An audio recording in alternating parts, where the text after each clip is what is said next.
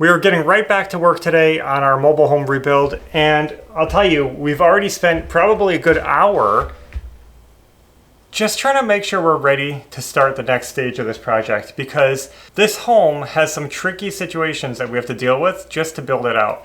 In the last video, some people mentioned that they didn't even see a level, that I was framing this wall without a level, and so assuming I'm doing something wrong. But the fact of the matter is, this home is so out of whack that levels don't do very much good right here. But if you are one of the ones that paid attention to the last video, you'll know that I did use a laser level to put all these in straight. So they're actually dead straight. The problem is the floor isn't level. This wall isn't level, plumb. That wall isn't plumb. No matter where you put a level in this house, it's not straight. The frame, the steel chassis underneath is twisted and humped, and I can't get it to be level no matter what I do. We even had the pros come out to level it, and they couldn't do it. They did their best, but it wasn't level. When you're dealing with a structure like this, and you have to build brand new walls, and this wall isn't level, and that wall isn't level, and your floor isn't level, and your ceiling isn't level, well, you're not gonna see me walking around with a level very much while I'm framing. I don't know how to explain this. Sometimes things are better off being in line with the other pieces. Like, for example, you know, you could line it up with an existing wall so they're parallel, because that way if the home moves, at least they stay consistent with each other. Or you don't have a wall that looks crooked, because you might build a plumb wall next to a crooked wall and then it stands out and looks silly. So I just work with the structure the best that I can to make things look straight. So needless to say, I was looking forward to building the next wall in this section, and the floor really wasn't level, so I was trying to level the floor without throwing this too much out of whack. And I know I should have had it leveled already, but again, it just depends on where you put the level. I could put it here and it's straight, and I can go 5 feet over and it's crooked. And they could be totally opposite of each other because everything's all twisted up. So it's been a real challenge. I don't want to ramble on too much about that, but that's what I've been working on. It's just leveling, shimming underneath, trying to make sure I'm having this all done right. This wall, it's leaning in about a ½ inch at the top. So this wall is this way. I think the whole home is like that a little bit. We got to work with that. So this right here is going to be the bathroom. We have our bathroom window, but we want to build a new wall right on the inside of this wall. So we're going to be doing a double wall. We've done this before. And this is because we want to install a wall-hung toilet. We really like wall-hung toilets, and there's no way to fit a wall-hung toilet inside this shallow wall. And also, it'll be nice to get the plumbing outside of the exterior wall, so we can have it fully insulated, plumbing on the inside of the house. We're going to build a full wall in here, and that way everything is nice and neat. It'll also give us an ability to route our vent plumbing and all that without cutting through these 2x3s or going through the top plate. So it just makes sense for us to build basically a wet wall inside our bathroom wall. Before we do that, I'm going to go ahead and just insulate this whole wall so that we can seal it up and be done with it. And then we'll build our new wall right on top. We're on a tall... I'm going to be going ahead and installing some rock wool in the walls. It looks like it. Yeah. Try one.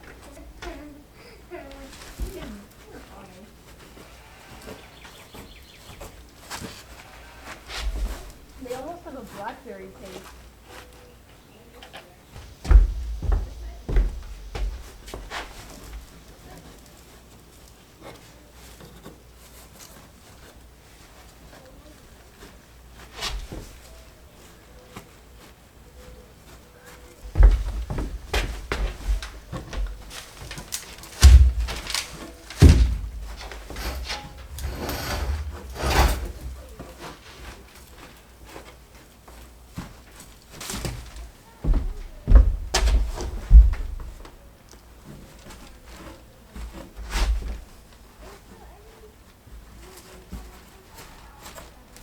These are nice too, though. These insulations. Yep.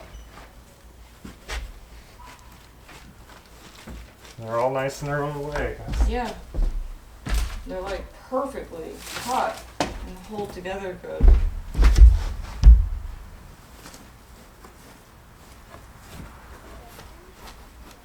But these are itchier.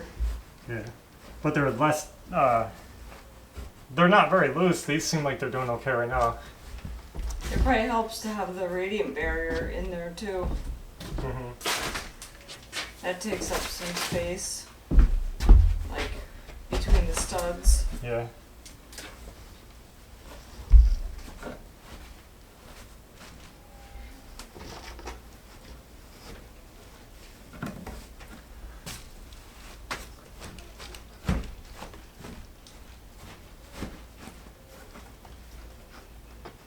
I like it because it's nice and dense, Yeah. and it really feels like it.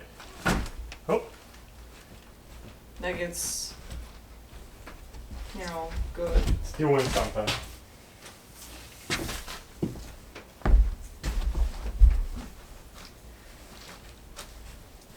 Oh, they just go right in.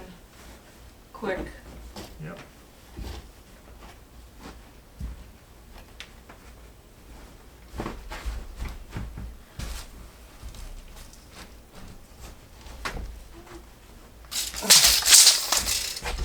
We're using rock wool because it's nice.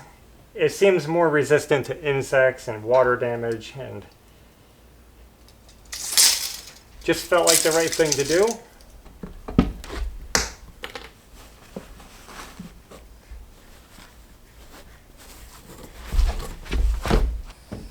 Exactly. Because it's not made for this.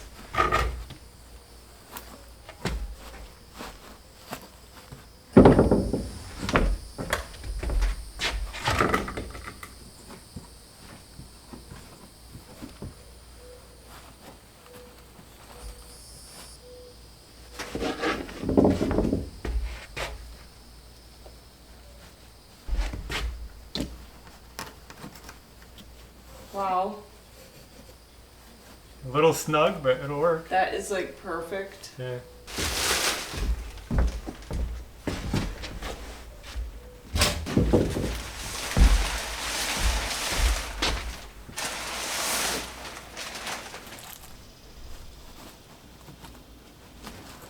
Or something. Yeah.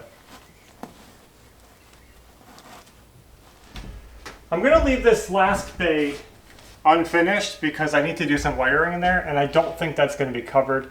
So this is good enough for now. We just got the corner filled in over there. To keep this contained, now this part isn't necessary, but just for our own pleasure, we're gonna be running some house wrap over the insulation. This keeps the insulation breathable, which is what we want, and it seals it in so it's not falling out of the wall or creating dust. We're in a southern climate zone, so we don't need a vapor barrier or a vapor retarder on the inside. Like you guys might need a paper faced insulation. We don't. We can install one, but we don't need one. But we certainly don't want to put plastic or anything up on the inside of our walls. And since we installed a radiant barrier behind this wall, what you see here, this white, that is a foil and plastic radiant barrier, and that acts as a complete vapor barrier. The last thing that we would want to do in our climate is trap insulation between vapor barriers by having one on the inside, and that could trap moisture in the insulation and not let it dry. We have a hot, humid climate. The hot, humid air is outside. That's where the vapor barrier should be to keep the hot, humid air from making it into your wall assembly. Up north, usually it's more hot and humid inside the house because you have a long heating season. So that's why you put the vapor barrier on the inside to keep the hot, humid air from getting inside the wall this way.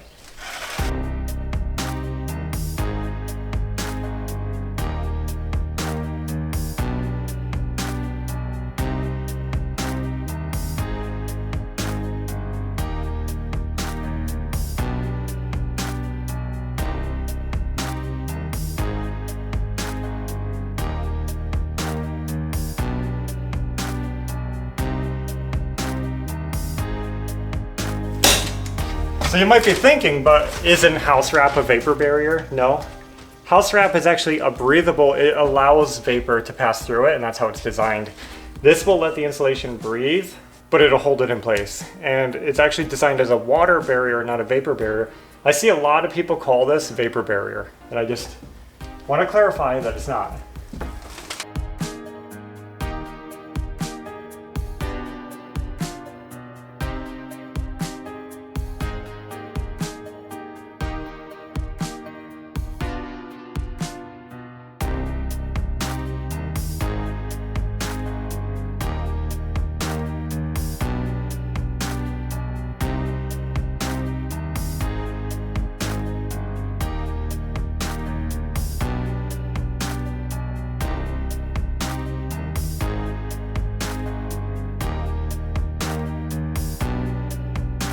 All right, there we are, all bundled up.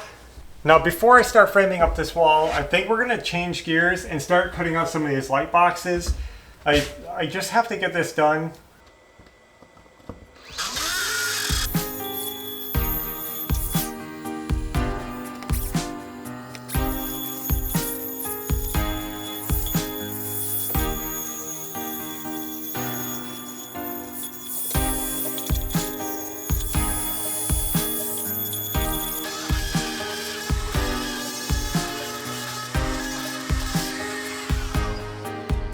I think that looks good.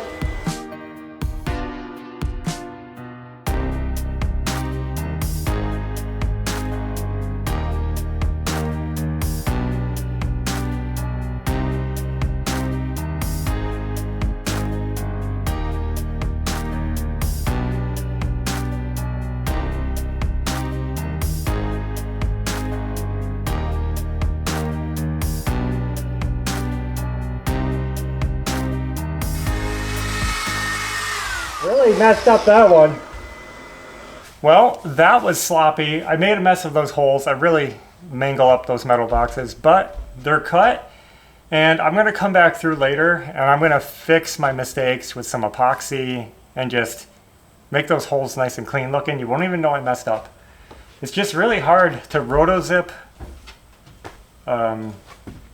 OSB. Thin metal. Yeah. It goes right through it. Now we're getting ready to frame up this wall.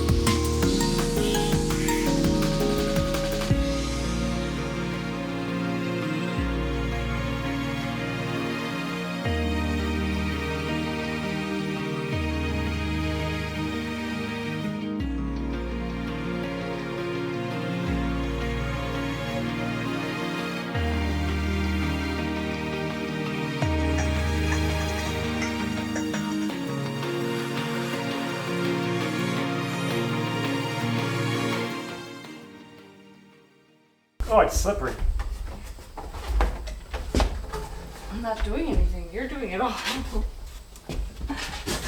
That was easy. Okay, wait. Let's get it closer to the wall at the bottom before we push it up too high.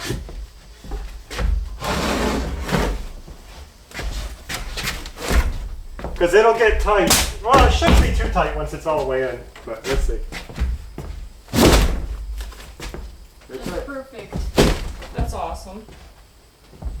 That could have went really annoying, but it didn't. You know? Yeah.